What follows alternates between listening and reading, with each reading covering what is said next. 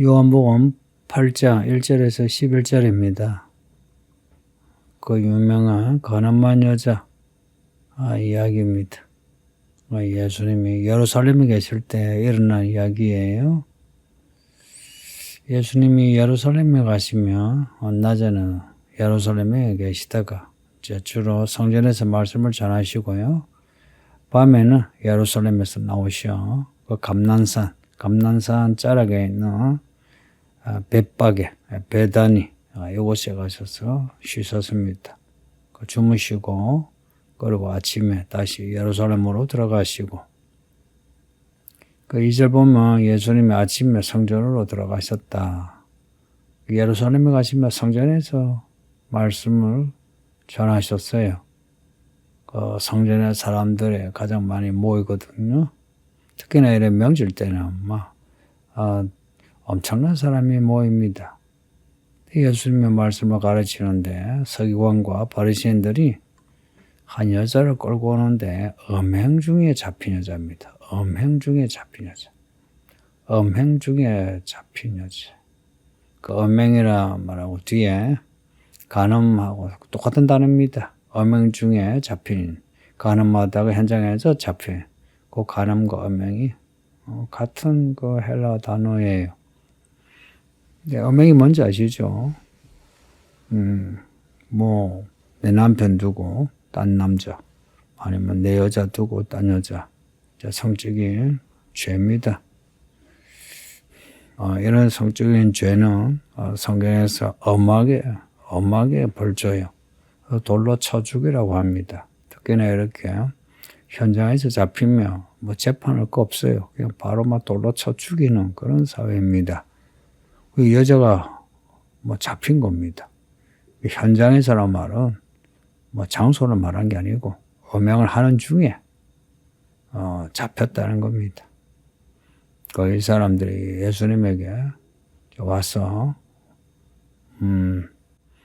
모세는 율법에 이런 여자를 돌로 쳐 죽여라 했는데 당신은 뭐라 말하겠습니까? 라고 물어요. 이렇게 묻는 마음이 몰라서 묻는 게 아니죠. 알면서 자기들은 율법에 어찌해야 되는지 알면서 예수님에게 시비 거는 거예요. 예수님이 안식을 어겼죠. 또 하나님을 아버지라 부르죠.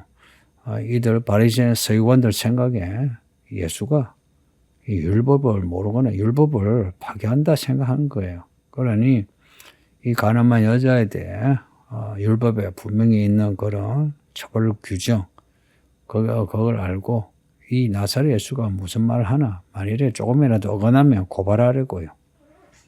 근데 예수님의 이런 이 바리새인 서기관들의 저희를 모르겠습니까? 그죠? 예수님이 이제 반응하시는데 몸을 굽히셔서 손가락으로 땅에 글을 썼었어요. 그리고 일어나셔서 너희 중에 죄 없는 자가 먼저 돌로 치라고 하신 거예요. 그러고 또다시 몸을 굽혀 손가락으로 글을 쓰시고 이제 사람들이 그 땅에 쓰신 글을 읽고 근데 이건 이제 이 말씀을 듣고 사람들이 읽었지만 들은 걸로 그리고 양심과 가책을 느껴서 어른으로부터 해서 그 젊은이까지 다 떠났답니다. 남은 것은 이제 오직 예수와 그 가운데 있는 여자만 남았더라 합니다. 예수님께 여자 데리고 온 이유 고발하려고 이제 저희가 아주 나쁜 거죠. 여러분 깨끗한 마음은요. 말과 저희가 의도가 어긋나지 않는 겁니다. 꼼수를 부르지 않는 거예요. 이 바리새인 서기관들은 다 하나님을 믿는다는 사람들인데 말이 정직하지 않아요. 예수를 걸고 넘어지려고 이렇게 말 거는 우리는 그러지 맙시다. 특히 교회 안에서도 그렇고 교회 밖에서도 자기가 어떤 의도 가지고 누군가를 욕하려고 아니면 창피 주려고 이렇게 말을 거는 사람들이 있거든요. 교회 밖에도 있지만 교회 안에도 있습니다. 그러니까 우리가 그런 사람 되지 말자 하는 겁니다.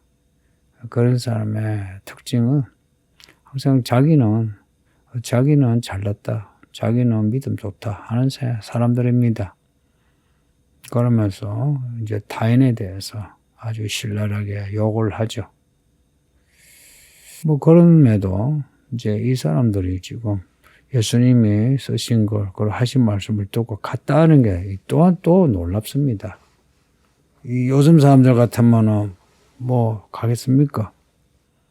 오히려 더 예수님에게 시비를 걸지 않을까 생각합니다. 근데 이 사람들이 또 애나 어른이나 다 떠나갔다니까 다들 나름의 양심은 살아있네요. 근데 2000년이 지난 지금은 양심도 죽고요. 욕과 욕망만 살아가지고 날뛰고 있죠. 예수님이 하시는 말씀이 여자야 너를 고발하던 그들이 어디 있느냐, 너를 정죄한 자가 어디 있느냐 물으세요. 고발하고 정죄한 이 사람들이 다 떠나갔잖아요. 아니 여자가 하는 말이 주의 없습니다. 대답을 하니까 예수님이 하시는 말씀이 나도 너를 정죄하지 않겠다. 다시는 죄를 범하지 말라고 하십니다. 이 11절이 오늘 본문에서 가장 중요한데요. 분명히 가늠하다가 잡혀왔으면 죄고 죄가 있고 죄는 아닙니까? 그리고 여기에 정죄란 말은 죄가 있다라고 판단하는 게 정죄입니다. 근데 현장에서 간음을 했으면은 이제 죄가 분명하죠. 죄가 분명하면 이제 정죄하는 거죠. 근데 예수님은 정죄하지 않으신대요. 간음한 게 죄가 없느냐? 죄가 아니냐? 또 이것도 아니에요. 그 다음 하신 말씀 보세요. 가서 다시는 죄를 범하지 말랍니다. 이 여자가 행한 음행이 죄란 겁니다. 그러면 여자가 죄인이죠, 그죠?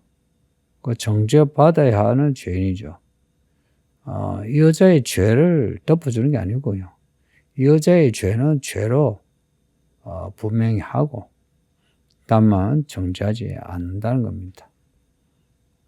죄가 있는데 죄인이라 해서 어떤 처벌을 하지 않겠다 하는 겁니다. 예수님이 이렇게 하시는 거 여자에게만 하시는 게 아니고 우리에게도 그렇습니다.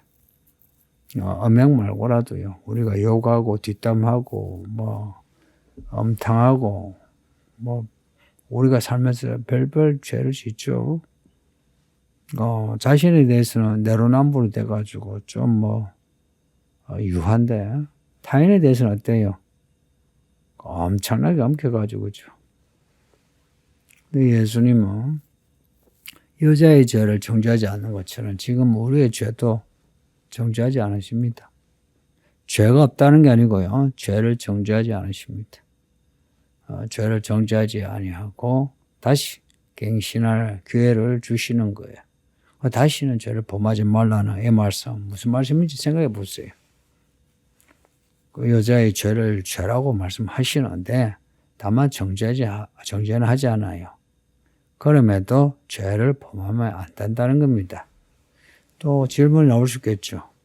이렇게 예수님이 죄를 범하지 말라고 보내셨는데 또 간음하면요. 그러면 예수님이 가만히 있을까요? 똑같은 말씀 하실까요? 그럼 좀 다르겠죠. 그렇죠? 그러니 우리의 죄는 죄라고 우리가 받아들여야 하고요. 그리고 죄는 범하지 않아야 한다. 그리고 예수님께 가면은 우리의 죄를 사해 주신다. 예수님은 정죄하지 않으신다는 거 잊지 마세요. 예수님이 정죄하지 않는데 우리가 누군가를 정죄하면 되겠습니까? 교회 좀 다니는 연수가 있는 분들이 정죄를 잘해요. 어떻게 하냐. 저분은 뭐 하지 않았어. 혹은 저분은 뭘 해서